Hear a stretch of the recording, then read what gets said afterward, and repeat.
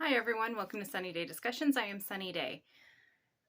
Today I'm going to go over something kind of dark, but I think it's necessary to be talked about. But first, between July 7th and July 9th, there were 10 mass shootings. So, trigger warning, there will be discussions of sexual assault of minors. Now, the reason that this came up is because I read an article that transgender people were fleeing red states. And in some cases, the entire United States, because they just don't feel safe. There is a Texas real estate agent named Bob McCraney. Sorry if I butchered that. And he started an organization called Flee Red States. And it basically operates like a refugee organization, except it's that the migration is internal. So it's within the US.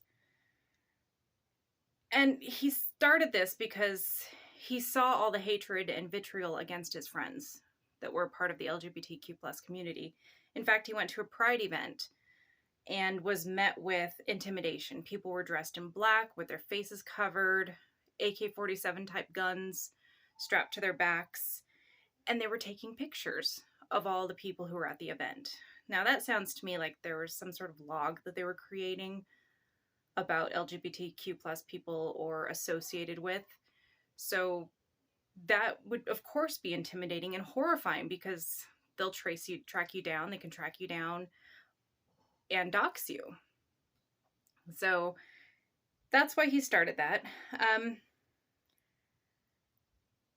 And for a while in this country, it seemed like things were going in the right direction. You know, we elected our first Black president, we legalized gay marriage. You know, we were on track, not as far as I would like to be, but we were on track. But it seemed like with the election of Barack Obama, that conservatives were just like, oh, hell no. We gave them too much rope and now we got to reel it back in. And that is when things started to decline when it comes to bigotry and racism and all of those horrible things. So it wasn't his fault. It wasn't the fact that he was Black. It was the fear of people who don't want to lose their perceived place in society. That's all it was. Now, there's this rhetoric going on among the right that's completely false. It is that, you know, the LGBTQ plus community are groomers, particularly trans and drag queens. And the fact is that 1 in 4 girls and 1 in 20 boys will all experience sexual assault by the time they're 18. That's a horrible statistic. LGBTQ youth are 4 times more likely to experience this than straight youth. Repeated lies and rhetoric about the LGBTQ plus community among our politicians, among our media, is just fueling that fear and hatred that many on the right have towards this community. And it's inciting violence. It's stochastic terrorism. It's basically inviting people to do horrible things to a community. Now, their rhetoric against the LGBTQ plus community and their protecting the children narrative is complete bullshit, because according to the Catholic News Services, there are 410,000 priests around the world. Since 2004, the Vatican has received approximately 3,400 cases and has defrocked 848 priests and sanctioned 2,527 for lesser penalties.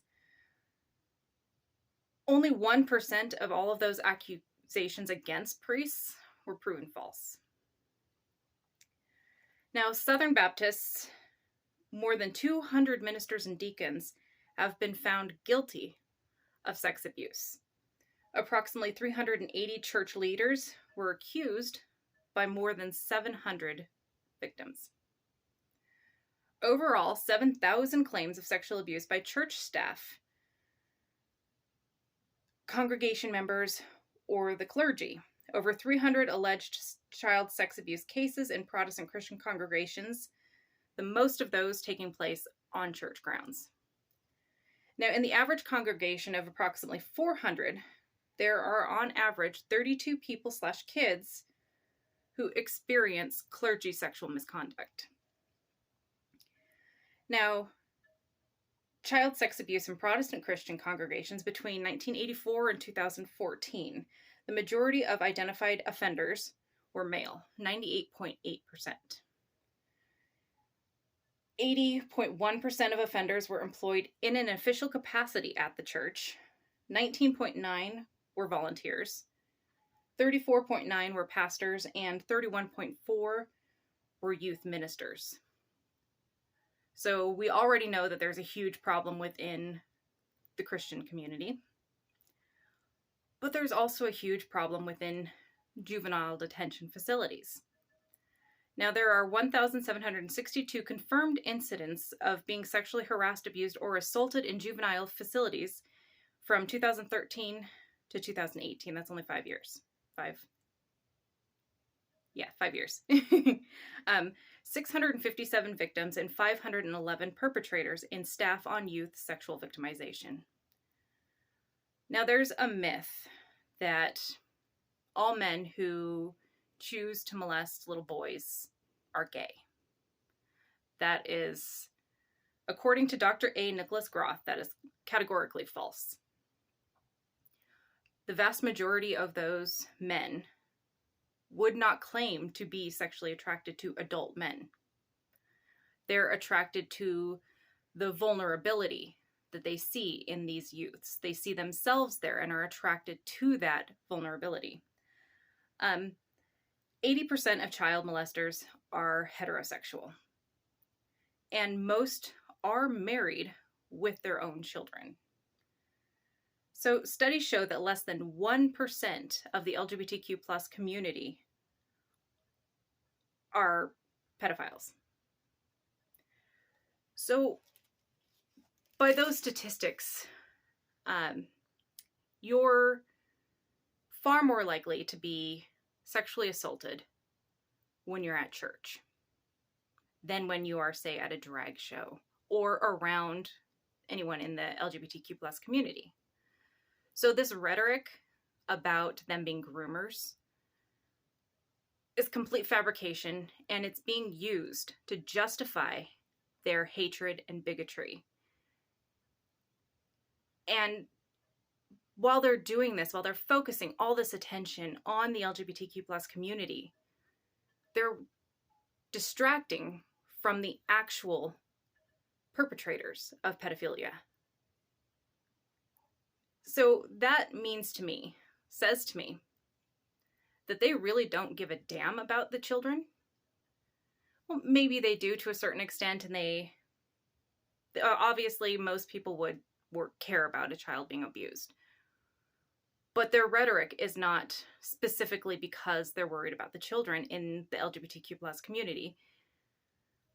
I interpret their behaviors and their lies as when someone who looks like us, thinks like us, is a member of a group that not me, but that Christians are a member of their kind of belief system and